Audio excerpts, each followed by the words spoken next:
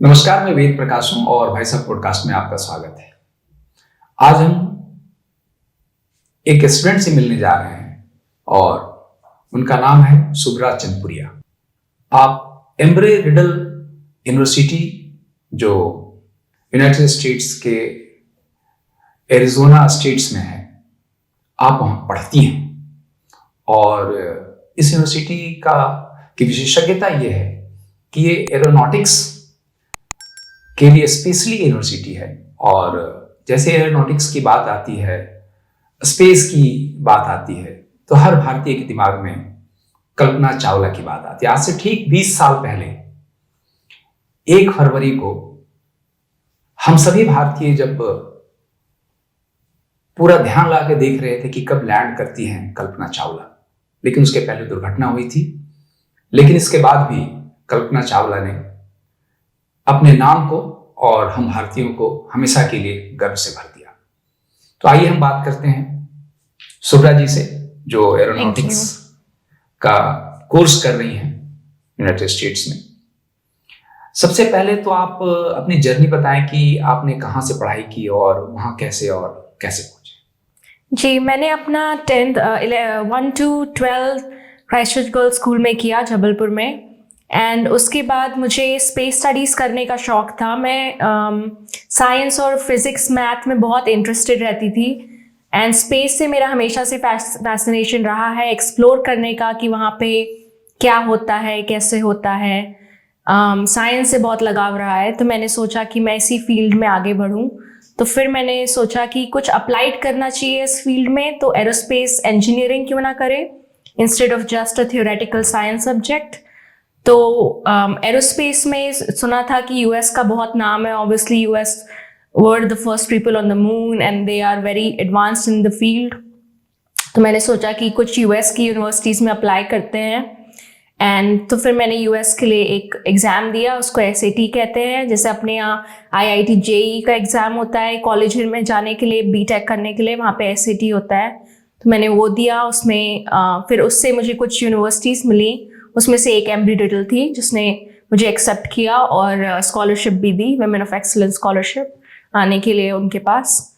तो इस तरीके से मुझे इतनी अच्छी यूनिवर्सिटी में जाने का एक अपॉर्चुनिटी मिली, 1-on-1 सीखने की अपॉर्चुनिटी मिली, बहुत सारी स्पेस रिलेटेड फील्ड की चीज़ें। हम कुछ एजुकेशन पे बात करेंगे। आप यहाँ जबलपुर में पढ़ी हैं, आपकी स्कूलिंग पूरी यहीं पे हुई है। आपके कुछ कलीग्स और आपके कुछ क्लासमेट्स होंगे जो डिस्कस करते होंगे कि वहाँ की स्कूलिंग कैसी है। तो किस तरह से डिफरेंट है हमारा स्कूलिंग और वहाँ का स्कूलिंग? आई थिंक काफ़ी डिफरेंट मुझे पता चला वहाँ की स्कूलिंग और यहाँ की स्कूलिंग में। वहाँ की स्कूलिंग सबसे पहले तो बहुत ज़्यादा प्रैक्टिकली ओरिएंटेड थी। जैसे वहाँ पे मैं जिन बच्चों के साथ पढ़ती थी, वो अपने हाई स्कूल से ही, अपने 11th-12th से ही उन लोग क्लब्स बनाने लगते थे, अपने इंटरेस्ट के क्लब्स बनाते थे। उनको टाइम मिलता था कि हम एक क्लब बना सकते हैं अपने इंटरेस्ट का। तो उनने कोई रॉकेटरी क्लब बना दिया, उनने कोई टेलीस्कोपिंग क्लब बना दिया, उनने कोई केमिस्ट्री क्लब बना दिया अपने मन से, और उन लोग फिर कुछ कुछ कर रहे हैं, क्लब की एक्टिविटीज़ कर रहे हैं। तो काफ़ी प्रैक्टिकल उनको टाइम दिया जाता था ये सारी प्रैक्टिकल चीज़ें करने का, अपनी नॉलेज को और अपने इंटरेस्ट को बढ़ाने का यंग एज से। जैसे हम लोग को आई थिंक काफ़ी 12th तक तो हम लोग वही सब्जेक्ट्स पढ़ते हैं जो हमें बोले जाते हैं पढ़ने को, और वो भी काफ़ी रिटन में पढ़ते हैं। प्रैक्टिकल्स होते हैं बट वो भी कम ही होते हैं, और रिटन मोस्टली रिटन होते हैं। तो हम लोग को इतना टाइम नहीं मिलता है कि हम लोग एक्चुअली अपने इंटरेस्ट को एक्सप्लोर कर पाएँ और उसको अपने गति से और अपने हिसाब से खोज पाएँ, अपने हिसाब से उसको सीख पाएँ, उससे थोड़ा खेल पाएँ। हम लोग को एक्चुअली इतना खेलने का टाइम नहीं मिलता था यहाँ पे, जो मुझे लगता है वहाँ के बच्चों को मिलता है। पढ़ाई के ही साथ, साइंस के साथ ज़रा एक्सप्लोर करने का, खेलने का। तो वहाँ पे एक नंबर 1 बहुत प्रैक्टिकल एजुकेशन सिस्टम है। वो लोग बहुत एप्लीकेशन पे और इनोवेशन पे फोकस करते हैं यंग लेवल से। तो जब तक उनके बच्चे कॉलेज में आते थे, तब से उनका दिमाग चलने लग जाता है हाउ टू अप्लाई। उन लोग ऑलरेडी, उनका एक इंजीनियरिंग IQ था, मैं देख रही थी, जो मुझे सीखना पड़ रहा था एक्चुअली, क्योंकि मैं थ्योरी में तो अच्छी थी, मैं इक्वेशन सॉल्व करने में मैं अच्छी थी, इक्वेशंस याद रहती थी मुझे ये सब, बट जो एप्लीकेशन है, जो अच्छा ठीक है इसको यहाँ लगा देते हैं, इसको यहाँ इस दुकान से मंगवा के अपन ऐसे ऐसे करके ये प्रोडक्ट बना देते हैं, ये सब हम उन लोग का इंजीनियरिंग आईक्यू मुझसे अच्छा था, ये मैंने नोटिस किया। ये रोड लर्निंग की जो का फोकस जो हमारे यहाँ बहुत है, इसके कारण जो दिक्कत है हमारे एजुकेशन सिस्टम, लेकिन साथ में इस सिस्टम के कारण भी कुछ आपके फैकल्टीज या कुछ एरिया ऐसा होगा आपके स्टडी का जिसमें आप अपने को ज्यादा स्ट्रॉन्ग वहाँ के स्टूडेंट्स की तुलना में मानती होंगी, वो कौन सी चीजें थी? जी, आई थिंक थ्योरी में डेफिनेटली इंडिया का एजुकेशन मच बेटर है। हमें जो इन डेप्थ मैथ और साइंस पढ़ाई जाती है, उन लोग इतना इन डेप्थ मैथ और साइंस नहीं पढ़ते हैं। हमारे बच्चे जो 10th तक पढ़ लेते हैं, 12th तक पढ़ लेते हैं, वो वहाँ पे हमारे कॉलेज में उन लोग फर्स्ट ईयर सेकेंड ईयर में पढ़ रहे थे, जो मैंने ऑलरेडी 11th 12th में पढ़ लिया था। तो मैं उन सब में बहुत ही अच्छी थी। जैसे मैंने बोला, वहाँ के बच्चे मुझसे काफ़ी इंप्रेस हो जाते थे कि ये मैथ में, कैलकुलस में बहुत अच्छी है, कैलकुलस सॉल्व कर लेती है। उन लोग की सॉल्विंग कैपेबिलिटी उतनी अच्छी नहीं थी, उन लोग के कॉन्सेप्ट्स क्लियर नहीं थे फिजिक्स वगैरह के। जैसे हम लोग के यहाँ कॉन्सेप्ट्स पे बहुत फोकस किया जाता है कि न्यूटन का फर्स्ट प्रिंसिपल क्या है, सेकेंड प्रिंसिपल क्या है। तो कॉन्सेप्चुअल लर्निंग हमारी बहुत अच्छी है, इन डेप्थ थ्योरेटिकल लर्निंग हमारी बहुत अच्छी है। तो साइंस में वो सब तो अच्छा है कि पूरी नॉलेज बेस तो है, नॉलेज बेस बहुत अच्छा बनाते हैं, फाउंडेशन बहुत अच्छा दिया। एप्लीकेशन और कुछ करने की बात आती है कि चलो हम भी कुछ कर देते हैं, इस पे वहाँ पे ज्यादा फोकस है। हाँ, एंड अपने यहाँ फाउंडेशन पे बहुत फोकस है। जो अपना बहुत स्ट्रांग है। आई थिंक जो मेरा स्ट्रांग फाउंडेशन बना, उसी की वजह से मैं वहाँ जाके इतने अच्छे से अडेप्ट कर पाई और लर्न कर पाई साइंस वहाँ का। आपको लगता है कि इस स्ट्रांग फाउंडेशन के कारण रिसर्च में कुछ हमें एज मिलता है? बिल्कुल। आई थिंक रिसर्च फील्ड में तो इंडिया किसी से भी पीछे नहीं है। रिसर्च फील्ड में इसरो की रिसर्च मान लीजिए और अपने नेशनल एजेंसीज की रिसर्च मान लीजिए, बिल्कुल वर्ल्ड क्लास लेवल की रिसर्च होती है। जो उनके पेपर्स पब्लिश होते हैं, अपने यहाँ से इतने अनगिनत साइंटिस्ट निकले हैं जिनने पूरी दुनिया का साइंस बदल दिया है। मैथमेटिशियन से लेके, फिजिसिस्ट से लेके, केमिस्ट से लेके, नोबेल प्राइज विनर्स निकले हैं अपने यहाँ से। तो रिसर्च में I think upon just a strong है। वहाँ जो स्टूडेंट्स अभी एरोनॉटिकल इंजीनियरिंग या इस तरह के कोर्सेज कर रहे हैं, क्या उनका मोटो होता है नासा में काम करना? जी, उनका, मेरे साथ जितने बच्चे पढ़ते थे उनका तो ड्रीम था कि नासा, जैसे कि आई गेस यहाँ के बच्चों का ड्रीम होगा, मेरा ड्रीम है इसरो में काम करना, वहाँ के बच्चों का ड्रीम था नासा में। और आजकल नई चीज़ आई है स्पेस एक्स में काम करना, वो मेरा भी ड्रीम है, वहाँ के भी कई बच्चों का, तो विश्व में कई लोगों का ड्रीम है। इसको साधारण भाषा में बता पाएंगे ये क्या फील्ड है और इसमें क्या होता है? स्पेस एक्स जैसी कंपनी, स्पेस एक्स एक प्राइवेट स्पेस रिसर्च कंपनी है। जैसे कि इसरो और NASA government space research agencies हैं, ऐसे ही स्पेस एक्स एंड उसके अलावा कई सारी प्राइवेट कंपनीज क्या करती हैं, वो गवर्नमेंट के कॉन्ट्रैक्ट के थ्रू काम करती हैं, बट वो एसेंशियली इंडिपेंडेंट रहती हैं गवर्नमेंट के रिस्ट्रिक्शन से। तो वो इंटरनेशनल्स को हायर कर सकती हैं, वो अपने हिसाब से लॉन्चेस कर सकती हैं, उनको गवर्नमेंट से बस परमिशन लेने की ज़रूरत होती है, बट वो कई सारी चीज़ें इंडिपेंडेंटली कर सकती हैं। जैसे कि कई गवर्नमेंट प्रोग्राम्स रुक जाते हैं क्योंकि पॉलिटिक्स उन्हें फंड नहीं करती। इवन नासा ऐसे बोला जाता था कि अब रुक गया है, ज़्यादा प्रोग्रेस नहीं कर रहा है, जैसे वो कई चीज़ें कर सकता है, मार्स मिशन कर सकता है, ये कर सकता है, वो कर सकता है, बट कर नहीं रहा है क्योंकि अब पॉलिटिक्स में उतना इंटरेस्ट नहीं रहा, कोल्ड वॉर ख़त्म हो चुका है, पॉलिटिक्स को इतना इंटरेस्ट नहीं है स्पेस रिसर्च में, तो इसलिए नासा को फंडिंग नहीं मिलती है। बट जो प्राइवेट ऑर्गेनाइजेशंस होते हैं जैसे स्पेस एक्स, वो बस मिस्टर मस्क चला रहे हैं, तो अगर उनको स्पेस में इंटरेस्ट है तो वो ज़रूर कर सकते हैं अपने, वो तो कर ही रहे हैं। उनने रियूजेबल रॉकेट्स बनाए रिसेंटली, जो बहुत बड़ी एक छलांग है स्पेस रिसर्च में, रियूजेबल रॉकेट्स। वरना पहले रॉकेट पूरा बर्न होके चला जाता था, तो उसमें लाखों जितने करोड़ों रुपए लगे वो चले जाते थे हर लॉन्च में।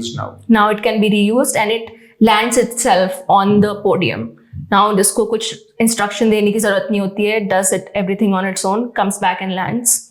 एंड अगर हम बात करें कि कल्पना चावला की कहानी, तो आपने उनके बारे में यहाँ सुना था और अपने कलीग से जो आपने बात की, तो आपके परसेप्शन में क्या कुछ डिफरेंस आया और वो क्या ग्लिचेस थे, क्या फॉल्ट था जिसके कारण वो दुर्घटना हुई? कुछ कहानियां आपने सुनी है क्या?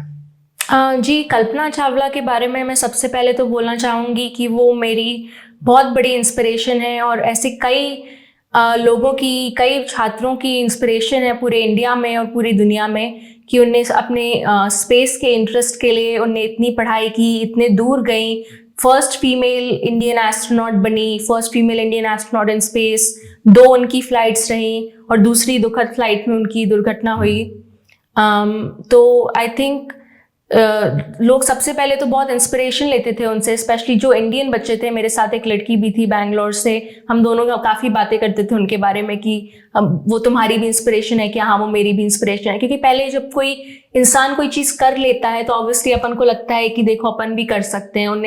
उनने ऐसा फील्ड चूज़ किया और उनने वो देखो इतने दूर गई। जो उनका दुर्घटना हुई थी, वो नासा के साथ ऐसी कई दुर्घटना हो चुकी हैं। आपको चैलेंजर के बारे में पता होगा। चैलेंजर में उनके 5 एस्ट्रोनॉट्स अंदर ही अंदर जल गए थे, कोई ऑक्सीजन लीक की वजह से। एंड ये जो ये दुर्घटना थी, ये जब उनकी री एंट्री हो रही थी तब उनकी हीट शील्ड में कुछ प्रॉब्लम हो गई थी। तो जो एरोस्पेस में क्या होता है कि बहुत सारी प्रॉब्लम, बहुत सारे, आपका एनवायरनमेंट बहुत कठिन है। जब आप ट्रैवल कर रहे हो उतने ऊपर, तो आपका एनवायरनमेंट इतना कठिन है कि कोई भी छोटी सी मिस्टेक, कई चीज़ें तो एक बार एक नट की वजह से हो जाती हैं एरोस्पेस में। इसलिए सारे एरोस्पेस पार्ट्स हम लोग को ट्रिपल सर्टिफाई करने पड़ते हैं। हर एक इंजीनियर का सिग्नेचर लगता है कि ये नट बोल्ट सर्टिफाइड है, इतनी टेस्टिंग के थ्रू जा चुका है।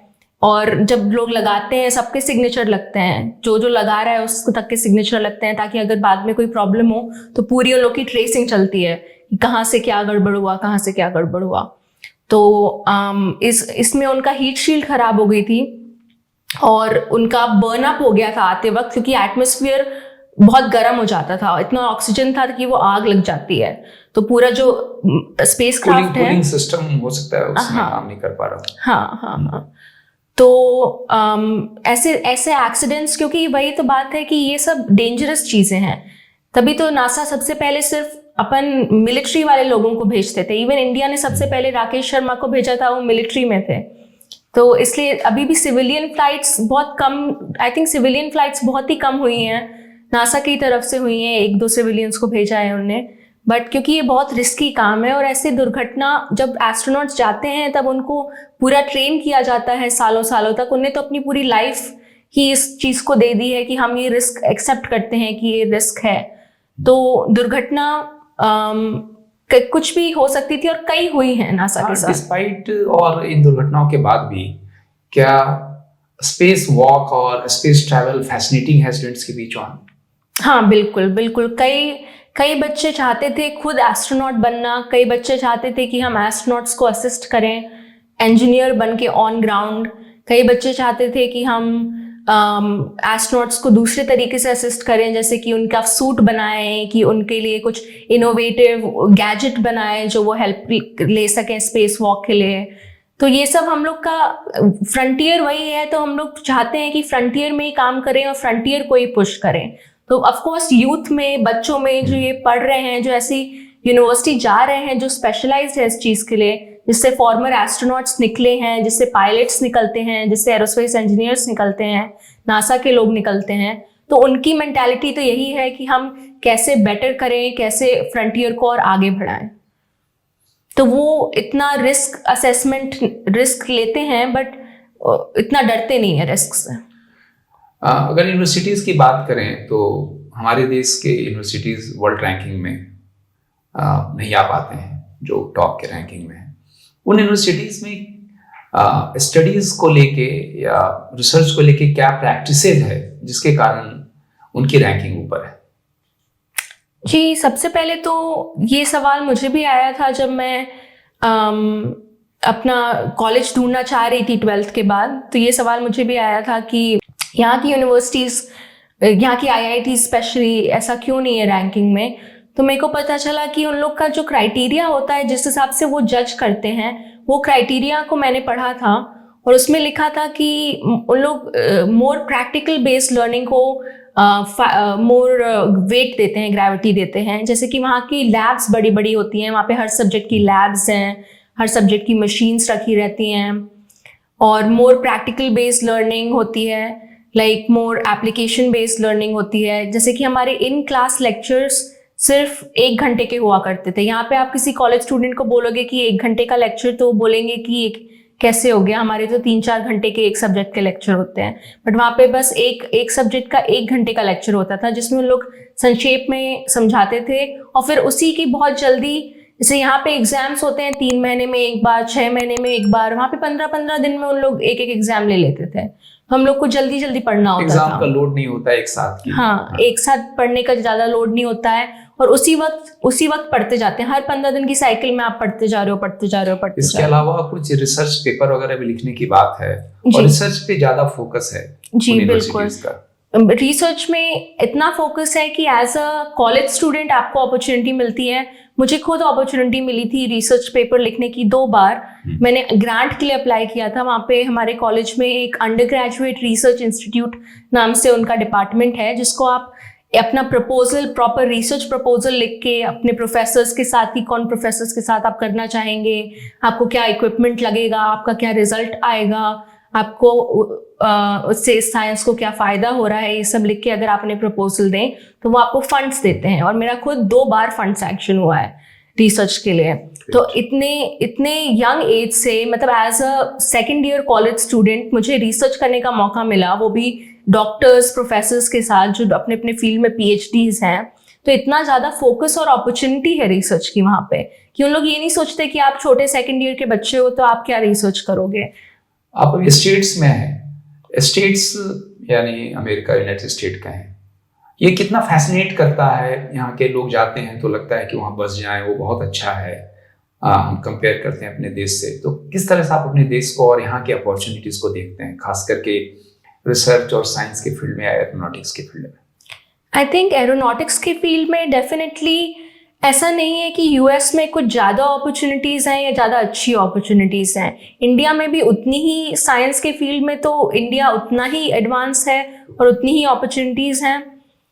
एरोनॉटिक्स के फील्ड में, इवन एरोस्पेस के फील्ड में, स्पेस रिसर्च के फील्ड में, इन सारे फील्ड्स में इंडिया भी उतना ही एडवांस है और उतनी ही अपॉर्चुनिटीज़ देता है। आई थिंक यूएस से फैसिनेशन इसलिए होता है क्योंकि सबके दिमाग में वो यूएस का वो लगा हुआ है कि यूएस ने ऑलरेडी इतनी सारी अकॉम्प्लिशमेंट्स कर दिए हैं इस फील्ड में कि सबको लगता है कि वहीं अच्छा होगा सेटल होना। बट कहीं सेटल होना और कहीं जाके पढ़ना 2 अलग अलग बातें हैं। और मे बी जो लोग वहाँ के पढ़ाई से फैसिनेटेड हैं, उनको शायद वहाँ सेटल होना उतना अच्छा नहीं लगे। मेरे हिसाब से तो इंडिया में सेटल होना काफ़ी अच्छा है, बिकॉज क्योंकि इंडिया में उतनी अपॉर्चुनिटीज़ हैं जितनी वहाँ पे हैं, बट इंडिया में आप ज़्यादा कंट्रीब्यूट कर सकते हैं एज इंडिया अभी ग्रोइंग इंडस्ट्री है इसमें। यूएस में आप सबसे पहले आप इंटरनेशनल रहेंगे तो आपको कई अपॉर्चुनिटीज़ वहाँ पे नहीं मिलेंगी, और यहाँ पे आप इंटरनेशनल नहीं हैं तो आप कई चीज़ों में आप सिटीजन हैं तो आप डायरेक्टली गवर्नमेंट प्रोजेक्ट्स पे काम कर सकते हैं। और एरोस्पेस के most projects even private companies में गवर्नमेंट कॉन्ट्रैक्ट पे चलते हैं। राइट। तो इसलिए इंडिया बेटर है for long term thinking. I am saying if you are thinking long का कोई स्टूडेंट यदि स्टेट्स में जाना चाहता है पढ़ाई के लिए, किसी स्पेशलाइजेशन के लिए, तो किन चीज़ों, क्या स्टेप्स होते हैं और किन चीज़ों पर उनको फोकस करना चाहिए? आई थिंक सबसे पहले ये आप ज़रूर पक्का करिए एज अ स्टूडेंट कि आपको क्या पढ़ना है, किस चीज़ में इंटरेस्ट सही में है, बिकॉज वहाँ पे जाके पढ़ाई टफ हो जाएगी। और नॉट ओनली पढ़ाई, वहाँ पे आपको एडजस्ट करना है, कई चीज़ें एडजस्ट करनी है, आपको कल्चर एडजस्ट करना है, आपको खाना एडजस्ट करना है, आपको फैमिली से दूर रहना है, आपका दिन रात का साइकिल उल्टा हो जाएगा, आपको ऐसी कई चीज़ें एडजस्ट करनी है। वहाँ का पूरा सिस्टम ही अलग होता है। ऐसे कोई भी कंट्री, आप एक कल्चर से दूसरे कल्चर जाओगे तो डिफरेंस होगा, वो भी कल्चरल एंड वर्किंग डिफरेंसेस। हाँ बिल्कुल। एंड तो सोशल डिफरेंसेस होते हैं कई। तो इसलिए आप ऐसा चीज़ पिक करिए जो आपको सही में करनी है, जिसमें आपका सही में इंटरेस्ट है। अदरवाइज आपके लिए वो बहुत भारी पड़ जाएगा कि हमें इंटरेस्ट भी नहीं आ रहा है और हम इतना मेहनत कर रहे हैं। So number 1, pick something you really like. Number 2, अगर आपको यूएस जाना है तो figure out the exam you need to give. अगर आप बीटेक के लिए जा रहे हैं तो आपको SAT देना पड़ेगा। अगर आप एमटेक के लिए जा रहे हैं तो आपको जीआरई देना पड़ेगा या जीमैट देना पड़ेगा। उस चीज़ के लिए ज़रूर अच्छे से प्रिपेयर करें, भले ही टाइम लग जाए। जैसे मैंने 1 साल लेके प्रिपेयर किया था, भले 12th के बाद मैंने 1 साल दिया, मैंने जल्दबाजी नहीं की, मैंने अच्छे से प्रिपेयर किया, अच्छे से एग्ज़ाम दिया और उस स्कोर के बेसिस पे मुझे स्कॉलरशिप, अच्छी खासी स्कॉलरशिप मिली मेरे कॉलेज से, जो बहुत हेल्प करती है फीस वगैरह के लिए। तो आपको ये नहीं पता कि वहाँ पे पढ़ाई की बहुत महत्वता है, और अगर आप वहाँ से अगर आप अच्छे मार्क्स ले आएँ तो वहाँ से आपको बहुत सपोर्ट मिलेगा। वहाँ पे आपके टीचर्स आपसे इम्प्रेस रहेंगे, वहाँ पे आपको आर्थिक सपोर्ट मिल सकता है और कॉन्फिडेंस आप में आएगा कि हाँ, हम यहाँ की पढ़ाई कर सकते हैं। तो प्लीज़ एग्ज़ाम से नहीं बचें, एग्ज़ाम ज़रूर दें, एग्ज़ाम के बेसिस पे जाएं और एग्ज़ाम के बेसिस पे ज़रूर अप्लाई करें। कितना महंगा होता है बाहर पढ़ना, और एवरेज फैमिली का कोई बच्चा यदि इस तरह का एस्पिरेशन रखता है तो कैसे मैनेज करेगा? आई थिंक कई तरीके होते हैं मैनेज करने के। ऐसा नहीं है कि ये एवरेज फैमिली इससे आउट ऑफ रीच है। मैं खुद जानती हूँ कई बच्चों को, एवरेज फैमिली के जो मेरे साथ के स्टूडेंट्स थे और मेरे बाद में आए और फ्रेंड्स ऑफ फ्रेंड्स से पता चला। तो ऐसा नहीं है कि ये आउट ऑफ रीच है बिल्कुल। नंबर 1, आपको अपनी पढ़ाई अच्छी रखनी पड़ेगी, बिकॉज आपको जहाँ पे भी स्कॉलरशिप मिल जाए, जहाँ पे भी ग्रांट मिल जाए, वहाँ के कॉलेजेस काफ़ी कंसिडरेट हैं इस मामले में। अगर आपको फाइनेंशियल नीड होती है तो वो ज़रूर देते हैं। कई कॉलेजेस हैं वहाँ पे, मेरी खुद का कॉलेज है जो कई बच्चों को उनने, जो पढ़ाई में भी शायद उतने अच्छे नहीं थे बट फाइनेंशियल नीड थी, तो उनने बिल्कुल दिया, कंप्लीट करवाए उनके कोर्स। तो वहाँ के कॉलेजेस इस मामले में बहुत अच्छे हैं फाइनेंशियल एड के मामले में। तो अगर आपको नीड है तो आप बिल्कुल अप्लाई करें, अपना स्कोर अच्छा रखें, अपना पढ़ाई अच्छी रखें, ताकि आपको जब भी अपॉर्चुनिटी मिले तो आप ये अप्लाई कर सकें।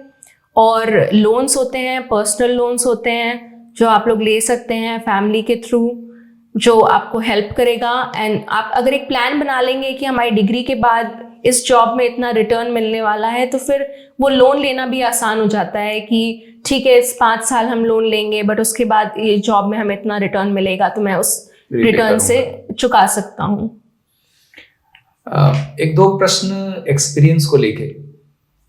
अच्छे और बुरे कुछ एक्सपीरियंसेस स्टेट्स में आपके क्या हैं? कुछ सभी के पर्सनल एक्सपीरियंस होते हैं, कुछ अच्छी चीज़ें आपको दिखी, कुछ दिक्कतों का सामना करना पड़ा, वो किस तरह का रहा? आई थिंक अच्छी चीज़ें तो बहुत ज़्यादा थी। अच्छी चीज़ें सबसे पहले जब मैं अपने कॉलेज गई थी तो मैं इतना खुश थी कि वहाँ पे सारे बच्चे थे जो इसी फील्ड पे इंटरेस्टेड थे जिस फील्ड पे मैं इंटरेस्टेड थी। तो इतने सारे मेरे फ्रेंड्स बने जो स्पेस के नर्ड्स थे, हम जैसे कहते हैं, स्पेस के फैंस थे और इतना साइंस में इंटरेस्ट रखते थे। बच्चों से बात करने में बहुत मज़ा आई। कई दोस्त बने जो अब कहीं नासा में इंटर्नशिप कर रहे हैं, कहीं स्पेस एक्स में काम कर रहे हैं, कहीं ब्लू ओरिजिन में काम कर रहे हैं। तो कई सारे ऐसे फ्रेंड्स बने जो तो उसमें बहुत अच्छे एक्सपीरियंसेस रहे। मुझे बहुत सीखने को मिला सारे बच्चों से और इंटरेस्टिंग तो लगा ही ऑब्वियसली। बुरे एक्सपीरियंसेस आई थिंक कभी कभी बहुत हार्ड हो जाता था इतनी सारी पढ़ाई मैनेज करना, क्योंकि aerospace one of the hardest degrees है पूरे विश्व में। सो उतनी सारी पढ़ाई मैनेज करना विद, मेरे को टेम्परेचर चेंजेस में इतना मैनेज नहीं कर पाती थी। एरिज़ोना जैसे कि आप जानते हैं बहुत गर्म और बहुत ठंडा रहता था, और मैं जबलपुर से हूँ जहाँ पे ना बहुत गर्म है ना बहुत ठंडा है। तो वो अनएक्सपेक्टेड था कि इतनी बर्फ़ गिर रही है फिर भी आपको क्लास जाना है। तो वो सारी चीज़ें, खाने में प्रॉब्लम थी, खाना उतना नहीं जच रहा था। तो वो सारी चीज़ें ज़रूर थोड़ी चैलेंजिंग ज़रूर थी, but it was worth it, because education के लिए सब कुछ वर्थ इट होता है। वही तो आप एक्सपीरियंस लेने गए हो। वहाँ कुछ रेशियल डिस्क्रिमिनेशन भी कभी फेस करना पड़ा कि ये इंडियन है या कलर में या बैकग्राउंड में या नेशनलिटी में अलग हैं? इंडियन लोगों को अमेरिका में तो बहुत रिस्पेक्ट से देखा जाता है, जहाँ तक मेरा एक्सपीरियंस रहा है। उन लोग बहुत खुश रहते हैं इंडियन लोगों से बात करने में। उन लोग यूजुअली इंडिया के बारे में थोड़ा बहुत जानते ही हैं। कई लोग आ चुके होते हैं, बोलते हैं मैं जयपुर आया था, मैं मुंबई आया था। तो इंडियन को बहुत अच्छे से देखा जाता है, एक्चुअली बहुत सम्मान से देखा जाता है और बहुत क्या कहते हैं, इंटरेस्ट से देखा जाता है, स्पेशली कल्चर को और लोगों को। सो मुझे तो कोई रेशियल डिस्क्रिमिनेशन फेस करना नहीं मिला। आई थिंक आपके साथ जो बच्चे वहाँ पढ़ते हैं, जो स्टूडेंट्स जो हैं, उनका कितना इंटरेस्ट होता है इंडियन अफेयर्स में या इंडिया के कल्चर में जानने की बात या इंटरेक्शन में, वो कितने इंटरेस्टेड होते हैं? आई थिंक काफ़ी इंडिया की काफ़ी क्या कहते हैं पावर है ग्लोबल पर्सपेक्टिव में। इंडिया की कल्चर तो काफ़ी परमिएटेड है all over the world. India के लोग क्योंकि हर जगह हैं, तो इंडिया का कल्चर हर जगह है। और इंडिया के कल्चर के बाद इंडिया की जो पॉलिटिक्स है वो बहुत इम्पॉर्टेंट है। वहाँ के लोगों को समझ में आता है कि इंडिया एक सदियों से बहुत इम्पॉर्टेंट एक जगह रही आई है, जो उनके पूर्वज भी कभी धूड़ा करते थे। तो उनको ये ज़रूर पता है कि इंडिया एक बहुत इम्पॉर्टेंट लैंडमार्क जगह है, जहाँ से पॉलिटिक्स, जहाँ से कल्चर, जहाँ से रिसोर्सेज निकलते हैं। वो हमारे सॉफ्ट पावर से कुछ इम्प्रेस हैं। यस, बिल्कुल काफ़ी इम्प्रेस्ड हैं जी। मैं रेशियल डिस्क्रिमिनेशन के बारे में ये भी बोलना चाहूँगी कि स्टूडेंट्स को इस बात से डरने की बिल्कुल ज़रूरत नहीं है, बिकॉज कॉलेजेस में इंटरनेशनल डिपार्टमेंट होते हैं, जैसे मेरे कॉलेज में थे, जो आपको 3 डेजिग्नेटेड ऑफिसर्स थे जिनका काम ही था इंटरनेशनल बच्चों की हेल्प करना, जो भी मामले में उन्हें हेल्प चाहिए। कोई पेपर वर्क में हेल्प चाहिए, कोई करियर में हेल्प चाहिए, किसी ने आपको कुछ बोल दिया, किसी ने आपको अपनी इमोशनल बातें शेयर करनी है, फैमिली से दूर हो वो शेयर करना है। तो हर स्कूल में अगेंस्ट रेशियल डिस्क्रिमिनेशन लॉज होते हैं, हर कॉलेज में वहाँ पे। तो ऐसे डरने की ज़रूरत नहीं है। कोई वहाँ पे, अमेरिका इस मामले में बहुत अच्छी कंट्री है कि वहाँ पे कोई ऐसे आपको डिस्क्रिमिनेट नहीं कर सकता। लास्ट क्वेश्चन, आप एज अ स्टूडेंट वहाँ कैसे एंजॉय करते हैं? रिक्रिएशन के क्या अपॉर्चुनिटीज हैं, how do you enjoy there? Recreation वहाँ पे मेरे लिए तो बहुत अच्छा था, बिकॉज वो पूरा डेजर्ट एरिया था और मैं काफ़ी स्टार्स में इंटरेस्टेड थी। तो मेरा जब मन करता था मैं स्टार गेजिंग चली जाती थी कोई दूर के कोने में जहाँ पे बहुत अच्छे स्टार्स दिखते हों, और वहाँ पे ज़्यादा दूर नहीं जाना पड़ता था इस चीज़ के लिए, तो टेलीस्कोप लिया चले गए। वो रिक्रिएशन था मेरा। और मुझे पर्सनली फ़िलासफ़ी बुक्स पढ़ना पसंद है, तो मैं जब बोर होती थी तो कोई ना कोई फ़िलासफ़ी बुक उठा के, जैसे मार्कस ऑरेलियस या फिर डोस्टोयेव्स्की या फिर डगलस एडम्स, कोई भी अच्छी बुक उठा के मैं पढ़ लेती थी। और सोशलाइजेशन की जहाँ तक बात है, स्टूडेंट्स कितना सोशलाइज हो पाता है वहाँ पे? ये बात हर स्टूडेंट टू स्टूडेंट डिपेंड करती है। वहाँ पे पूरी अपॉर्चुनिटी हम लोग को ज़रूर दी जाती है। वहाँ के बच्चे और वहाँ के administration, college administration events put up करते हैं जिसमें इंटरनेशनल बच्चों को बुलाते हैं, वहाँ के बच्चों को बुलाते हैं कि सोशल इवेंट्स भी करते थे कि बातें बढ़ें आगे। और तो बच्चे घुल मिल आराम से जाते थे, और वहाँ के बच्चे भी इंटरनेशनल से बहुत फैसिनेटेड रहते थे, तो आके बात करते थे। और यूजुअली लोग इंटरनेशनल्स में भी अपने अपने ग्रुप्स बना लेते थे, तो लोगों को घुल मिलने की प्रॉब्लम नहीं होती थी, क्योंकि कॉलेज में तो ऐसा होता ही है कि मोस्ट लोग दोस्त बनना चाहते हैं एक दूसरे के। बहुत बढ़िया। शुभ्रा भाई साहब पॉडकास्ट में आने के लिए और हमसे बात करने के लिए आपका बहुत बहुत धन्यवाद। आपकी इस बातचीत में कई ऐसी चीज़ें होंगी जिनसे आगे बढ़ने का क्लू हमारे कई यूथ को भी मिलेगा और कुछ को इंस्पिरेशन भी मिलेगा। और इस लाइन पे हम लोग आगे बढ़ते रहें, और सिर्फ आगे अपने लिए नहीं बढ़ते रहें, बल्कि हर इंडियन विश्व को कंट्रीब्यूट करने को तैयार है। आप उसका एक एग्जाम्पल है। बहुत बहुत धन्यवाद। Thank you. नमस्ते। भाई साहब पॉडकास्ट में भाग लेने के लिए धन्यवाद। कृपया हमारे चैनल को लाइक, सब्सक्राइब और शेयर जरूर करें। धन्यवाद।